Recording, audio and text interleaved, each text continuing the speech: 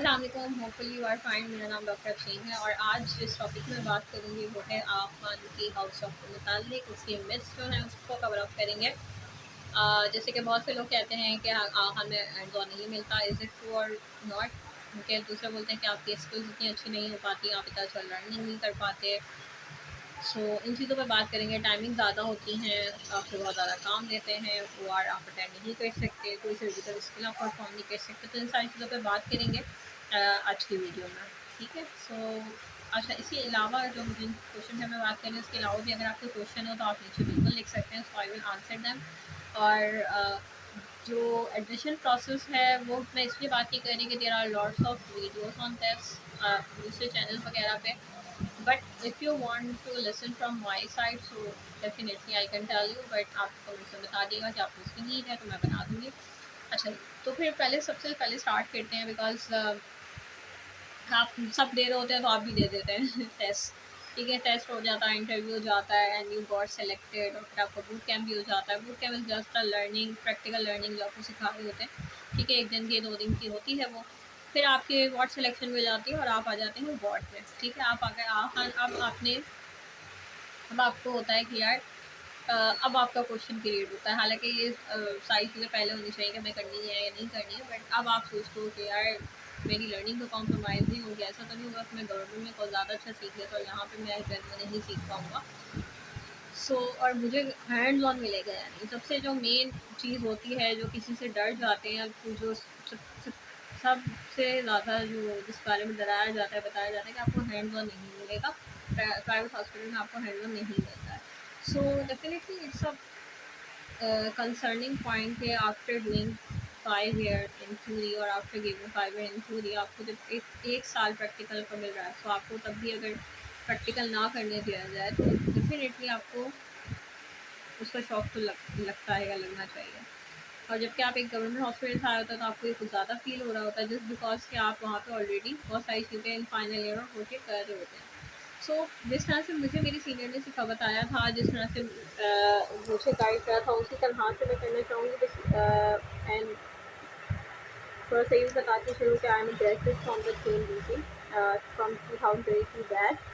तो मैं भी गवर्नमेंट इंस्टीट्यूट से थी, फिर ज़ाहिर हमारा जो एफिलिएटेड होता है वो अब्बासी शहीद हॉस्पिटल होता है। सो कंटिन्यूइंग फ्रॉम द सेम, तो मुझे भी यही था कि यार हैंड्स ऑन नहीं मिलेगा और as a hard working student मेरे कंसर्निंग पॉइंट यही था कि हैंड्स ऑन मुझे चाहिए। तो मेरे सीनियर ने आई वाज इन शौकत खाना जिस की वीडियो पहले गई हुई है, तो वहाँ पे डॉक्टर अलीज होती थी। उन्होंने सबसे पहले मुझसे सवाल करा, तुम ये बात बताओ कि हैंड्स ऑन होता तुम क्या, मतलब हैंड्स ऑन क्या, डिफाइन हैंड्स ऑन ना। So for some time definitely, अच्छा आप यहाँ पे वीडियो पॉज करके अपने दिमाग में भी सोच सकते हैं कि what do you mean by hands on. ठीक है, ये क्वेश्चन था straightforward that she asked from मी।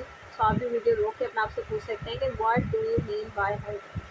ठीक है, तो मैंने सोचा थोड़ी देर के लिए कि यार अच्छा हाँ वाकई में क्या समझ में हैंड्स ऑन नहीं है। तो बस मैं 2-4 लफ्ज़ ही बोल पाई कि भाई स्विचिंग करने दें, एंजीट्यूड डालने दें, कैथेटर डालने दें, और क्या हो सकता है कोई hand on, veno puncture, arterial blood sampling, इस तरह की चीज़ें लाइक हैंड ऑन।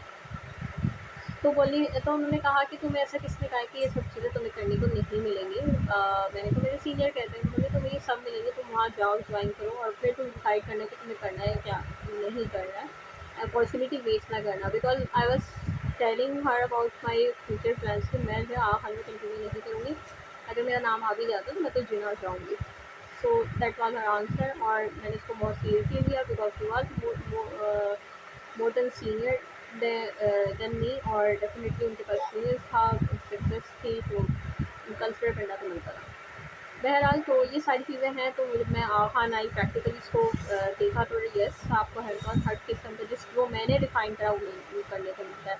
डेफिनेटली आपको कोई सर्जरी करने को नहीं देगा। अगर किसी गवर्नमेंट हॉस्पिटल में अपेंडेक्टमी करके सर्जरी कराई भी जाए दैट इज़ रॉन्ग, लेकिन मैंने भी अपनी कजन से या अपने दोस्तों से जो रिव्यूज़ सुना वो ये होता है कि स्विचें वगैरह लगाने देते हैं। डेफिनेटली आप सर्जरी थोड़ी कर सकते हैं, आप सर्जरी अगर रोटेशन कर रहे हैं तो आपको सर्जरी नहीं करने देंगे। So the best thing is हाँ इज़ आपकी कॉम्पिटेंसी डिफाइंड है। ठीक है, तो आपने क्या लर्न करना है वो बताया हुआ, आपने उस पर फोकस करना, और जब आप अपनी कॉम्पिटेंसी को लर्न कर लेते हैं तो यू डू हैव अपॉर्चुनिटीज़ और हर तरह के डोर ओपन हैं, और उस पर आप जाके बिल्कुल और भी चीज़ें सीख सकते हैं। तो जो जिन्होंने मेरी career counselling agent career counselling होती है बहुत महीने की चीज़ होती है। So the ma'am said to me, जब मैंने उनको यह कहा कि यहाँ पर मुझे लगता है कि मेरी लर्निंग कॉम्प्रोमाइज़ होती है, सो उन्होंने यही कहा कि भाई देखो ये समंदर है, ठीक है, अब तुम्हें इसमें डूबना है, इसके अंदर डाइव करना है और अपने हिसाब के और अपनी मर्ज़ी के मोती, जो कि नॉलेज के मोती वो तुम्हें चुन लेना,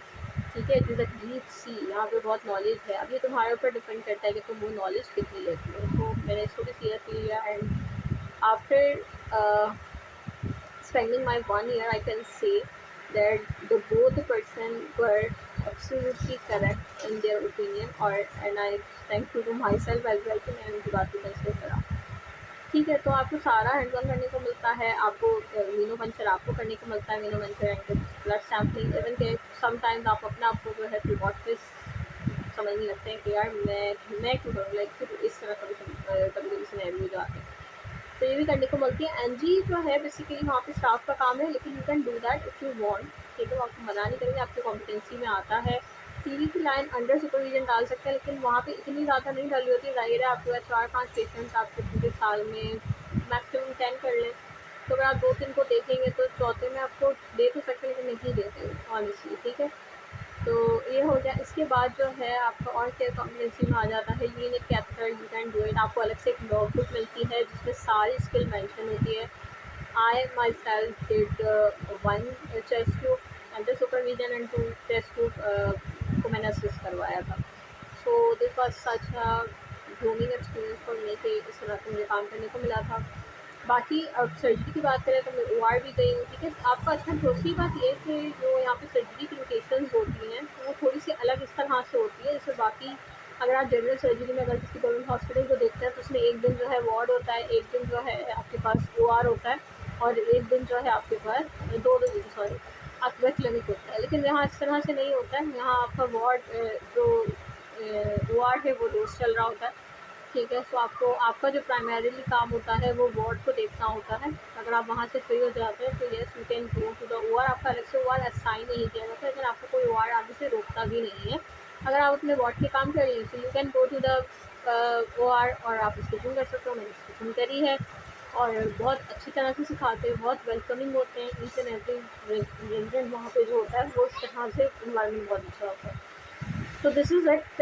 ये तो आपके फर्स्ट क्वेश्चन का आंसर हो गया कि भाई हैंड्स ऑन मिलता है या नहीं मिलता है, तो इस तरह से ये चीज़ें। सेकंड क्वेश्चन जो पूछा जाता है कि भाई यहाँ की रोटेशन अलग होती हैं, 2-2 महीने की होती हैं, और मे बी जिनको आइलैंड के लिए करना होता है उनके लिए नहीं होती। तो यस, यहाँ पे 2-2 महीने की रोटेशन होती है, 2 महीने की जनरल सर्जरी होती है, 2 महीने की जनरल मेडिसिन होती है, और फिर 2-2 महीने अलग अलग कोर्स होते हैं।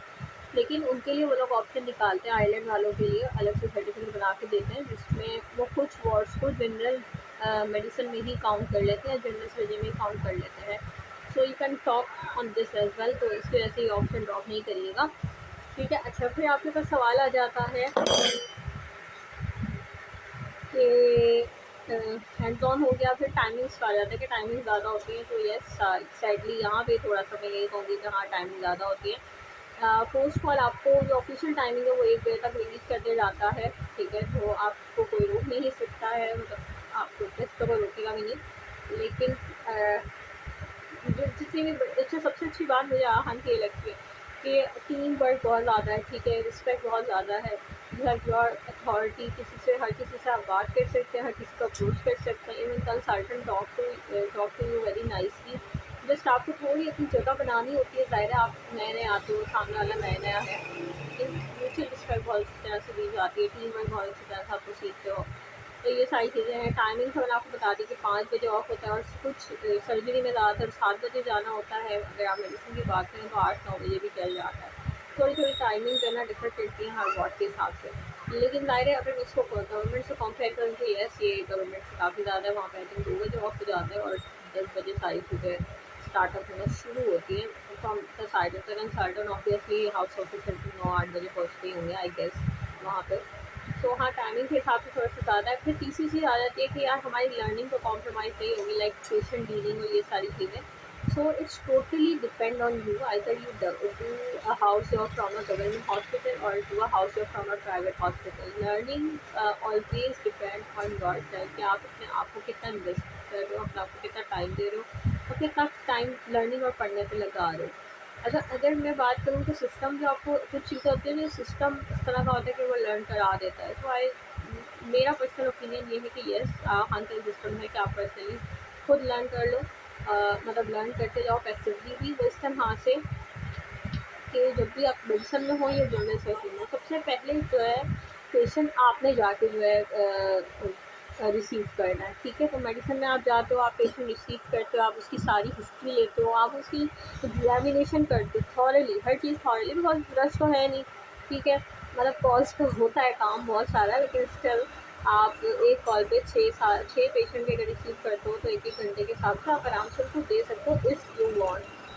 तो आप उन्हें रिसीव करोगे, फिर उनकी डिफरेंशियल्स खुद बनाओगे, उनकी मैनेजमेंट खुद बनाओगे, उसके बाद किसी आप जो है मेडिसिन के अंदर सीनियर के पास लेके जाओगे, अच्छा मैंने जो है ना ये चीज़ें करनी। And this is I think a great system to learn. अगर आप खुद चाहो, आप अगर ज़ाहिर है आप डिफरेंशियल्स नहीं बना के ले जाओगे, ये आपकी गलती है। ठीक है, ज़ाहिर सीनियर को तो ट्रीट करने अल्टीमेटली कल उसी ने जवाब देना है कंसल्टेंट को।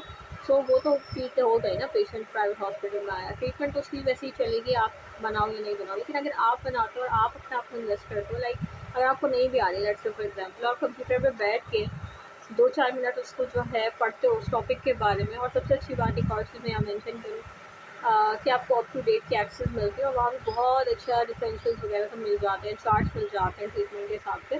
तो आप अब ये है ना कि आप कितना अपने आपको थका सकते हो या कितना आप अपनी जो है ना मेहनत कर सकते हो। तो आप बिल्कुल वहाँ उस वक्त जाके अपने डिफरेंशियल और मैनेजमेंट के साथ फिर किसी सीनियर को बुलाएंगे तो डेफिनेटली आपकी लर्निंग होगी। क्लिनिक्स ये है कि अलग से नहीं लगाए जाते, कम लगाए जाते, तो उसके लिए थोड़ी सी एफर्ट्स करनी होती है, क्योंकि क्लिनिकल लर्निंग अलग है। क्योंकि क्लिनिक्स की जो चीज़ें वो थोड़ी सी अलग है डेफिनेटली, और वार्ड की जो है लर्निंग वो अलग है। तो आप वार्ड को अपने तक महदूद करेंगे। मुझे लगता है कि मुझे क्लिनिक्स वैसे मैंने लिए हैं, ठीक है, मैं अलग से जाती थी, लेकिन मुझे लगता है कि मैं और जाती तो मैं और लर्न करती।